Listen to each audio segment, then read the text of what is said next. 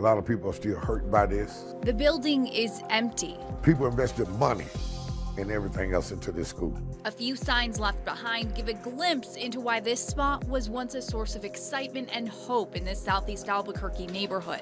We were like, wow, a prep school, that's kind of cool. The idea was to open up a public charter school in the International District, giving low-income and minority students a new educational option. The school founders rallied support from the community, got approval and funding from the state. Then after just one school year, they packed up and left. Altura Preparatory School moved from this strip mall near San Pedro and Catherine to a much wealthier neighborhood in the Heights. That's unacceptable. We tried to support that school as much as possible. Tony Johnson volunteers and works in the community. He thought Altura Prep would be a bright spot in an area challenged by poverty and crime. It was something different in the community. It's not, just like opening a liquor store or another smoke shop. This was something that was going to come in and enhance our children. It's really important that they have all the tools they need. That's Lisa Hines and Megan Hindman, co-founders and directors of Altura Preparatory School. In 2017, they sought approval from the Public Education Commission to start the state-authorized charter school. Here's Commission Chair Patricia Gibson. The applicant indicated that they would be locating in the International District, and they would be the only primary school of choice in the area. That's the first thing they pointed to when asked what would set them apart from the dozens of charter schools already in Albuquerque, according to meeting transcripts.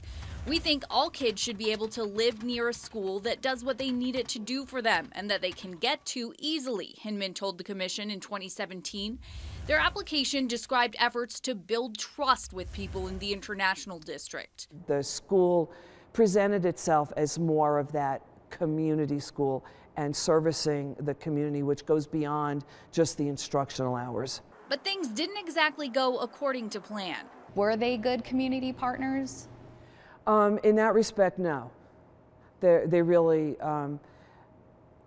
they're not. Altura Prep gained overwhelming support from the International District. One resident excited about the addition to the neighborhood donated $5,000. And the landlord of this space near Wilson Park invested $500,000 to fix it up for the new school.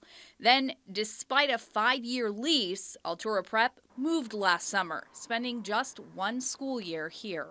And it's public monies as well.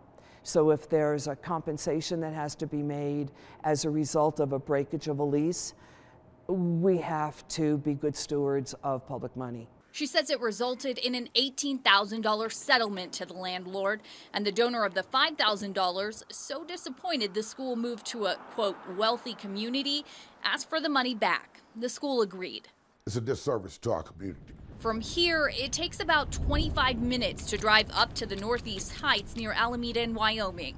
That's where you'll find Altura Preparatory School's new neighborhood, something the directors, Hinman and Hines, would not talk about on camera. A short email response to multiple interview requests states the school moved because of, quote, growth needs, and claimed this new place was the only property that, quote, checked all the boxes. One parent told us off camera she's from the International District and she's glad the school moved here, that it's safer. So is the school still making an impact in Southeast Albuquerque? Well, the school's directors wouldn't say. They ignored it over and over again when we asked how many students from the International District are enrolled. We do know they have a bus for students in the International District. We saw about 8 students use it one day last week. That's out of the 90 students enrolled at Altura, according to the state's online charter school directory. And they was concerned that they use the system to their advantage. If they got the funding from the state for a charter school to be in that area and they decide to leave, why should the funding go with them? When the school told the state about its move last summer, the Public Education Commission chair said without a doubt, it's a broken promise. When we spoke to her last week, she called it unfortunate. But at the end of the day, there is nothing that we can legally do to stop the move. We don't have any legal authority to do that. She says legally, the school can move anywhere within the Albuquerque School District boundaries, and the commission can't do a thing about it. It brings little comfort to those concerned in this community. It does nothing to fill the void. On special assignment, Liz Amy Tree, KRQE News 13.